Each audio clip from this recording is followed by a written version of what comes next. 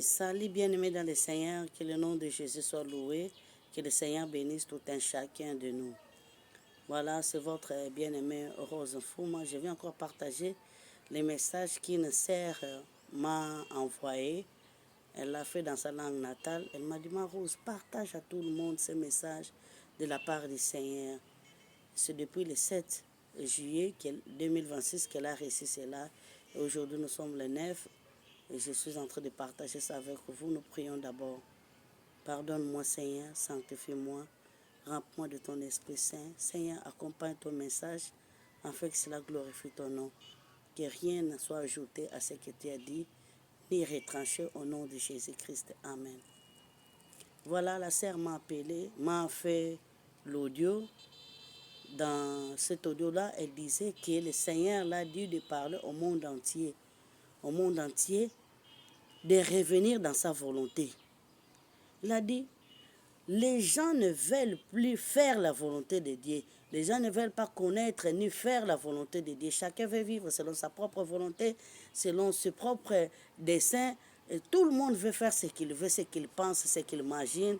Et personne ne se soucie de connaître la volonté de Dieu et de faire la volonté de Dieu. Dites à mon peuple qu'il revient à la volonté de Dieu, qu'il consulte à savoir ma volonté, parce que c'est pour cela elle avait parlé plutôt de 2 points. Donc vous n'êtes pas protégé ni sécurisé parce que vous êtes en dehors de la volonté de Dieu et vous risquerez de rater le royaume des cieux tant que vous serez en dehors de ma volonté. C'était le message que le Seigneur m'avait donné. Et ce matin, le 9, quand je suis sorti vers 5 heures pour partager le message, c'est alors que le Seigneur m'a fait comprendre le message là. Le Seigneur m'a fait comprendre qu'il y a plusieurs personnes qui ne veulent pas suivre la volonté de Dieu parce qu'on s'imagine, quand vous faites la volonté de Dieu, si par exemple le Seigneur vous a envoyé de faire quelque chose, le Seigneur vous pousse à faire quelque chose, c'est-à-dire dès que vous vous lancez dans cette chose-là, il y a le succès, il y a la réussite, alors vous connaîtrez que c'est la volonté de Dieu. Mais vraiment, selon la manière de faire de Dieu, ce n'est pas ce que j'ai vu dans toute la Bible. Je ne sais pas, bon, pour ne pas dire toute la Bible, mais c'est que moi j'ai connaissance, je n'ai pas vu ça. Le Seigneur m'a mené dans cet angle-là. Dès qu'il est entré dans la volonté de Dieu, dès qu'on l'a comme roi, sa vie a changé, sa vie a basculé. Il était obligé de fuir et de faire fuir sa famille, chercher même où cacher ses parents. Là, nous parlons de David. Dès qu'il est entré dans la volonté de Dieu, dès qu'il a accepté de suivre la volonté de Dieu, c'est alors que tout a bousculé aussi dans sa vie. Le pauvre Abraham devait supporter de voir sa femme aller dans les bras d'un autre homme. Le pharaon et l'autre roi dans la Bible. C'est 2 fois que sa femme s'est retrouvée dans une maison d'un autre homme. Ce n'était pas une vie facile, même pour Joseph.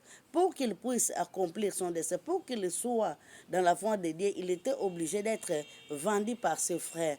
Alors, pourquoi est-ce que j'ai touché ce point? Parce que dès que j'ai partagé ce message de notre bien-aimé dans le groupe de prière que nous avons en ligne, directement, une maman m'a appelé. Une maman m'a dit, Maman Rose, ce message-là, c'est mon message. Cette femme-là vit en Angleterre et depuis longtemps, le Seigneur l'a orientée pour rentrer dans son pays natal. Mais elle ne voulait pas, raison après raison, dès qu'elle a, parce qu'elle a finalement, une fois obéi et retourné dans son pays. Et en arrivant, elle a trouvé des difficultés, des problèmes sérieux qui a fallu lui coûter même la mort. Finalement, elle s'était décidée de retourner là où le Seigneur l'avait dit de sortir de cette nation-là. Alors, en partageant avec elle que ce message, le Seigneur m'a mis à cœur, à faire comprendre les gens, quand le Seigneur vous demande de faire quelque chose, il faut obéir. Quel que soit ce que vous trouverez en chemin, quelles que soient les circonstances que vous allez vivre, obéissez d'abord. Faites la volonté de Dieu. Le reste, ça sera toujours bon pour nous. La vie d'Abraham, la vie de David n'a pas fini mal. La vie de Joseph n'a pas fini mal. Bien qu'il y avait des difficultés, bien qu'il y avait des problèmes, bien que David était obligé de fuir par-ci par-là, mais il a fini à être roi. Bien qu'il avait des difficultés, il a failli perdre sa femme, mais la promesse a été tenue. Il a eu un fils par cette même femme-là, Sarah. Vraiment bien aimé, ça c'est un message de la part de Dieu.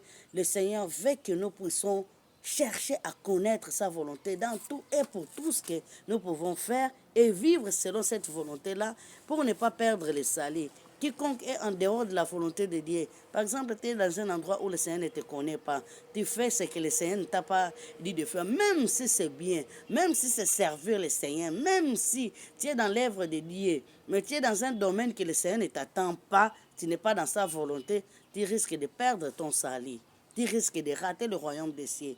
Tu te diras, bon, je sers le Seigneur, je suis dans l'évangélisation, mais le Seigneur t'a appelé, il t'a choisi pour autre chose. Toi, tu fais autre chose, vraiment, ça sera une perte de temps.